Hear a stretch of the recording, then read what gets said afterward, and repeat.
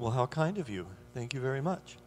And welcome to the Arlene Schnitzer Concert Hall and the beginning of a new season of subscription concerts by, as they like to say, your Oregon Symphony. It is our Oregon Symphony.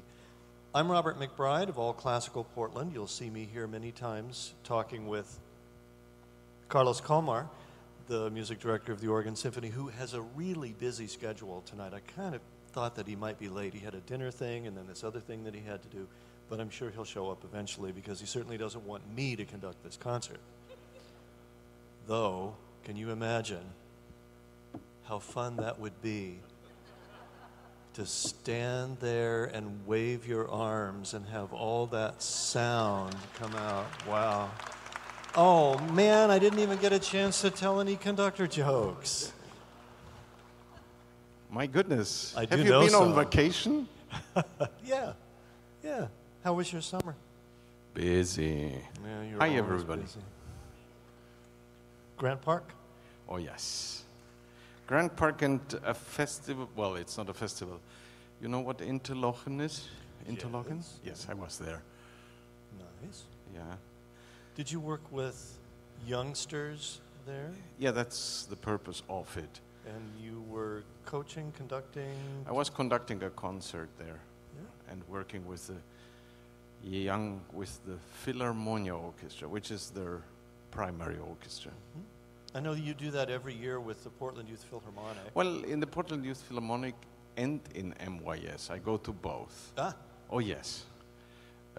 I just go to rehearsals and to rehearse them because both conductors of both entities, David Hatner and Andres Lopera, are friends of mine. Mm-hmm. So I go to their, beat up their kids, and then kids are happy when I'm gone. Mission accomplished. Oh. You have a very interesting program for us tonight with power and variety and relevance to our own time and an ancient mythological story. There's a whole lot going on in this program, and a very intense violinist who I am really looking forward to hearing play the Shostakovich Concerto. And by the way, Nadja Salerno-Sonnenberg, who will play that Violin Concerto No. 1 by Shostakovich on the second half of the program, will be available to sign autographs at the table in the lobby where the CDs are tonight. So after the concert, you'll have a chance to meet her and have her autograph your violin or whatever. It does happen. Yeah, tonight's program is divided in two very distinct sections, not only by the fact that there is actually an intermission, as in every concert, but if you go more for the light, the fun, the very either melodic or rhythmically just very engaging music that makes you at times even smile, first part is your part. Mm-hmm. If you go more for way more things that have to do with, let's say, our life, with the emotionality of that music can transport, and with the darkness that music can transport, and the sheer power of an orchestra, then the second part is your part. But if you're just an avid concert goer, actually, the entire concert is great. Yeah. The only piece on this program I've not heard is the first one, Charcoal by Michael Torke, though I've heard several other things by Michael Torke. I like his music. It's fun, it's lively, it's energetic. What about this piece, which comes at the end of a ballet? Yeah, the great thing about this piece is that there is not much to say, neither in terms of what the ballet is about, because it doesn't matter. Michael Torke wrote a ballet called Black and White. It's in 7 movements, and this is the last movement. This is the ending. Aside from that, so it does have no meaning what the ballet actually does and whether there is a plot or not. And in terms of the music, it is, I mean, Torke has a very specific voice. He kind of found his own way, and his music sounds a little bit, if you shake up Bernstein, mix a little bit of John Adams and the Minimalists, and then put a tiny little bit of Stravinsky here and there. Then you shake it and put it through a very American colander. Phenomenal. Tasty. Tasty. Wow. And this piece is just one of the very, very typical fast-paced, high-energy pieces. It's a great opener because I think it leaves everybody smiling. And the energy by the orchestra and the fun we have just playing it, it's quite remarkable. But that's all that can be said about Charcoal. Well, I can say one more thing. I Okay. was trying to decide what to wear tonight, and I'm thinking, okay, Shostakovich, Beethoven. Charcoal. Do I have a charcoal tie? This is as close as I could get. My sweetie brought this back for me from Croatia last spring. Wow. So that's my Nice tie. contribution. Yeah, thank you. Can I go now? Yeah.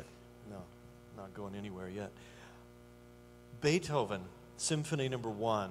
The Beethoven First and Eighth Symphonies are the little ones. They're the shortest, about the same length. This one has a couple of great examples of Beethoven's sense of humor. At the beginning, he doesn't seem to know what key he's supposed to be in. The beginning of the last movement, he's got the notes, but he doesn't have a theme, and he quite doesn't know what to do with it. It's pretty funny. And it's rather Haydn-esque. I know you love Joseph Haydn's symphonies. Do you think this one's the most Haydn-esque of the Beethoven? Well, that is not even a question. Okay, so how is it similar and how is it not similar to Haydn? It is actually the way to think about this is there are, rarely but they exist, people who wrote great symphonies. Two of my favorite composers, Beethoven is one, Brahms is the other, are people who wrote great symphonies. Matter of fact, Beethoven wrote symphonies that changed the world of symphony writing overall, and actually the world itself, because the Ode to Joy, I mean, everybody knows that phenomenal tune. Nonetheless, when they started writing in the genre of symphonies, they were, it's not that they were tentative, but they kind of nodded to the people that actually were there before them, because Beethoven did not invent the form of symphony at all. Actually, historians can butt their heads whether it was Haydn or not, doesn't matter. Haydn is the father of the symphony, I dare to say. Well, he wrote 104 of them. He kind of got to practice that craft. And so Beethoven nods at Haydn with the symphony. Same as Johannes Brahms, who kind of chewed on the idea of writing a symphony, and then he wrote his first. And in the last movement, he kind of, Beethoven is looking over your shoulder. It's very clear. So that happens. And in terms of utilizing a little bit of sense of humor in music, this Beethoven symphony, aside from number 8, which here and there has something humoresque, this is as good as Beethoven can get, which is kind of funny because Beethoven as a human being was, you probably wouldn't like to cross paths with Beethoven on a dark night in a dark alley. Very gruff human being. It would be easy to sneak up on him, though. In later years. In later years, yeah. But in this one, so he writes, it's fun, and here and there is something Beethoven-esque about him. There is like this peak preview about what is to come. And literally, I mean, then he writes his Symphony No. 2, which is already a little more. And then he writes his Symphony No. 3, the Eroica, and then that's real Beethoven. Watch out, etc., etc. But this, there are some novelties. First thing, Robert just mentioned, it is the beginning. Nobody ever dared to start a symphony that way, because you actually don't know in which tonality you are, and you don't know for 3 bars. and since the beginning is slow, it is kind of a while. And you have to imagine it is as if you're going into a room and you cannot find the light switch. It is like that. And you're like, and no, and no, and no light switch, and finally you find it, and that was it. And now you are familiar with your surrounding, and the symphony goes on, and finally we get to the fast part of the first movement, which is nice, energetic, flowing, light, all of that. But that's how it started. So in that sense, it's new. And the other novelty is the third movement. The third movement actually is the first scherzo written in a symphony, to my knowledge, at least by a major composer.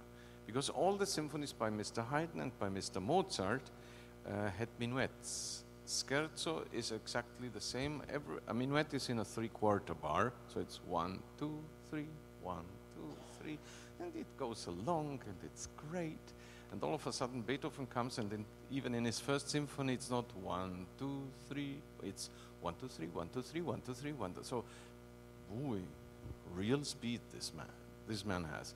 And then comes the fourth movement, which is introduced by something that, you know, there are so many stories about that you can make up when you are kind of working with an orchestra and you kind of try to get them to a certain expressiveness in the beginning of the third movement. Yesterday I was doing a pre-concert talk with Paul Kim, our resident conductor, and he said that he always thought that the beginning of the last movement, it's like in the cartoon Tom and Jerry, and it's like Jerry picks out of its howl whether is Tom somewhere, and then he peeks out again a little further, and again, and finally he goes and runs. And that's when the thing kicks away. I always thought, when I was young, I always thought, well, the best explanation for the beginning of the last movement is actually a guy who was visiting Newburgh and wine country here in Oregon, and just the wine was way too good, so he had a few too many, and he tries to get the key into the keyhole. And finally he gets it in, and he gets into the house. I don't think about either of those stories when I different story today. Maybe in 5 years I invent something else. And then we come to intermission, and will you have a glass of wine during intermission, Maestro? I don't drink during concert, ever. No, I don't either. No. So, Shostakovich, Violin Concerto No. 1. We get into a very different world here now, the grim, oppressive Soviet world, where he even had to shelve this concerto until Stalin died before daring to have anyone perform it. But it has its lively moments too, and its very sardonic wit, typical of Shostakovich, and some pretty nifty writing for the xylophone. There's xylophone in the last piece on this concert too. And this violin solo that must be so meaningful to play, I would think. Well, actually, talking to Nadja about this, Nadja told me that, I mean, she has a repertoire from here, plays everything, right? No kidding. She told me that actually this is kind of her piece. And that essentially she learned it when she was very young. Kind of, yeah, and then got to play it and play it and play it. And she got, and you will hear it tonight, to an expressiveness that is, I would say, very risky. Because, you know, in music, when you go to interpretation, one of the best things, not because you have to do it just for the sake of it, but it's good if you take risks with your approach to music. Because otherwise, if you just don't risk anything, music can be somewhat bland. Yeah, you play the right notes, but nothing really happens. And Nadja is exactly in the way other corner of that room, because she risks. You probably have never heard a soloist, violin soloist, plays so soft. I mean, she really goes for that very much. And who changes colors during the piece so much. I mean, it's extreme playing. And then, well, of course, the speedy things, meaning the fast parts of this wonderful piece, oh yeah, they are really fast. So, I mean, as it is my pleasure, I always talk to my soloists before the first rehearsals, just to sort things out, and how do you want this, how do we... So when we got to the second movement, which is the first fast movement in this piece, I told the orchestra, and now fasten your seat belts, because this is going to be really fast. And the orchestra just loves that, because it's a challenge. The piece, the second movement, is hard for the orchestra, but at the speed at which we played, oh, it's really extreme. Great. Now, the astonishing thing about this concerto is there are only very few concerti for a solo instrument and an orchestra, violin in this case, that are as long as this one. And it has 4 movements. And it's maybe not the length in terms of minutes, it's more the substance that you have as an audience member, together with us, the musicians, the substance that you have to digest. One of the most astonishing things in this concerto is actually the first movement, because traditionally you somehow expect something of a certain, at least moderate pace, and some kind of blink or hint at something virtuosic, and it is simply not there. The first movement is very much, and this is an interpretation on my side, in the corner of where Shostakovich very often is with his music, which is its solitary confinement. You are alone in the world, and everything is, there is no hope per se. But it is an astonishing piece of music. It's phenomenal, and the expression that you can get out of it. And then starts the second movement, which is very sardonic, a very dry sense of humor. And it goes also into a dance that has distantly something to do with Jewish folk music. But that dance is so over the top that you think that everybody has gone crazy. And that's pretty much also how the movement ends. It's completely manic. And then comes a passacaglia. Passacaglia is an art form in classical music where a distinctive, quite short theme is played over and over and over again, mostly in the basses. And this is a very, at the beginning, very dramatic passacaglia, very solemn, and then it gets kind of soft. And I would say the idea of resignation is there. And from there we go without a break into the cadenza, where technically a cadenza is there so that the soloist can show off. And yes, essentially that's what happens, but you never get the feeling that any kind of note is written because the soloist wants to show off. It's just purely dedicated to an expression, and the soloist builds up, and finally the orchestra comes in, and we are in the middle of a burlesque that is, it's a hell of a ride, and that's how the piece ends. And one word about Shostakovich having to conceal this magnificent piece of music. This was written, he kind of finished the piece just a week before he, amongst other fellow composers, was denounced by the Soviet government and accused of being formalists, etc., meaning not being according to the party line. And of course, this is all history, and you know that actually the old Soviet Union was not really a democratic state, and you probably know, historically speaking, that Joseph Stalin was one of the biggest mass murderers in the 20th century that we had, aside from Hitler.